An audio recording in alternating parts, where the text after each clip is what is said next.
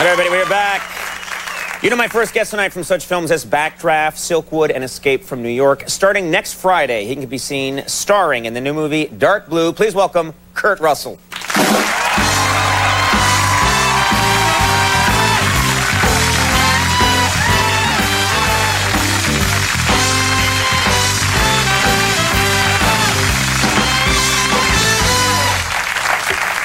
I gotta say, how romantic for you to be with me on Valentine's Day. Well, how do you follow that dog? I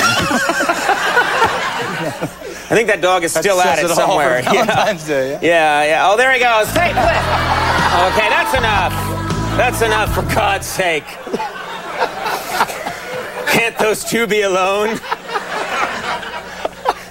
Doesn't that just set the mood for just a wonderful evening? I'm going to go straight from here home, and I'm going to celebrate my 20th anniversary with Goldie, which is 20? Valentine's Day. 20 years on Valentine's Day. Yeah, and I had this whole evening planned, which I'm now going to see if I can change. If I can just bring that dog with me and change the whole night. Yeah, she'll love that, yeah.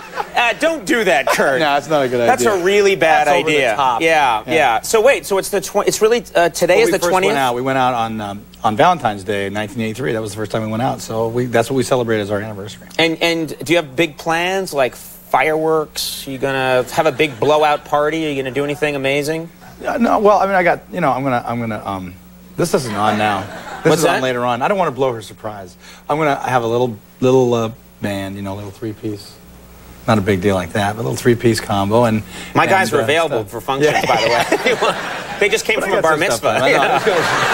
Just gonna have fun. Just gonna have a good time and a romantic night. Oh, that sounds really nice. Yeah. And you had met actually Goldie before you met her 20 years ago, right? Didn't you guys work together? In 1966, we worked on a Disney picture. Yeah.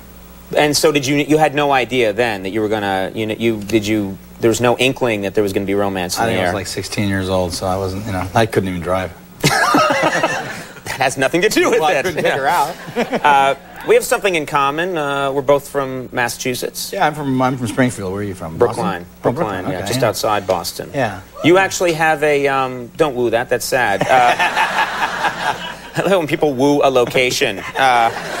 You have a son who's named Boston. Did you name him because you were from Massachusetts? That's nothing to do with that. No, I was working on a ranch out towards Palmdale in California here, and I'd go by every day when I was going to feed the cattle, and I saw this name on the side of a dog kennel, and it said Boston's Kennels, and I thought it was a good first name. And I found out later on it was the guy's last name, but my wife and I at the time thought it was a good name for a boy, and he's lived up to it. So you could have had a son named Fido. Well. You think about it.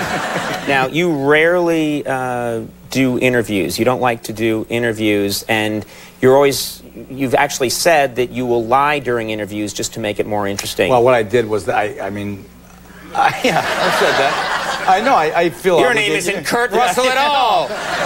It's Diablo Jones. Take him away, boys.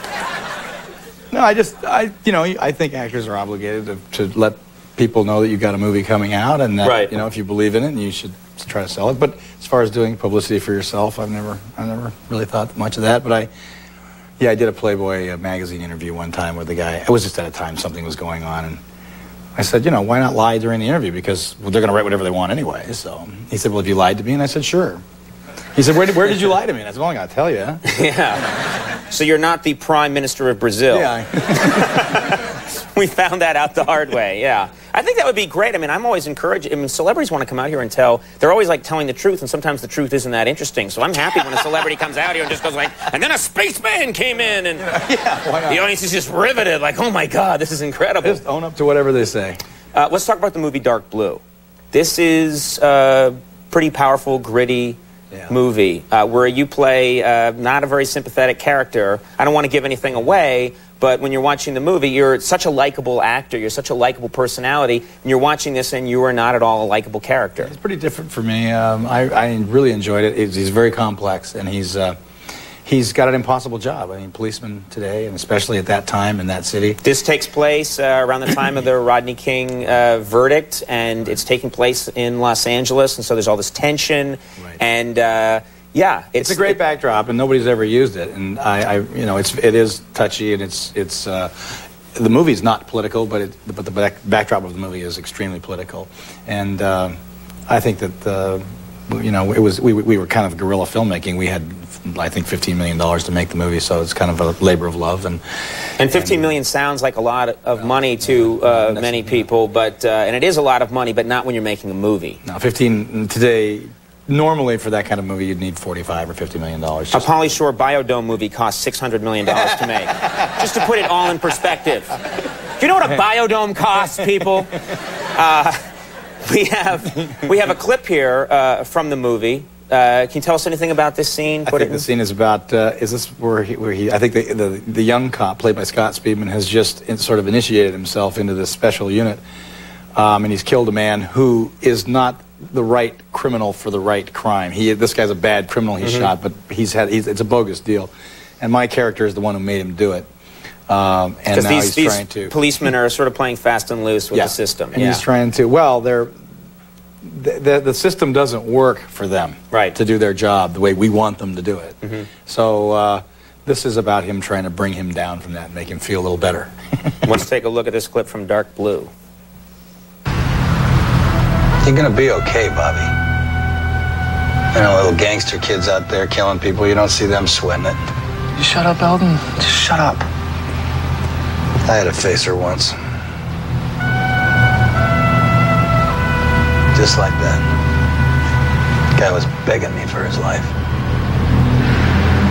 And I found out later that he had a wife and a little boy, and every Christmas I slipped some money into her mailbox, you know. And I can still see his face. Yeah, it's not... It must have been a great role to do for you. It really was. And it was different playing somebody who's not likable, you know, in any way. Right. So, but he was a character that I didn't want to make so unlikable you couldn't watch the movie. Yeah, well, you don't want to give anything away, but there's a lot going on there. The movie's Dark Blue. It opens next Friday, so go check it out. Kurt Russell, so glad that you made time for us. Really cool to have you. Molly Shannon coming up. We'll take a break. We'll be right back. Stick around.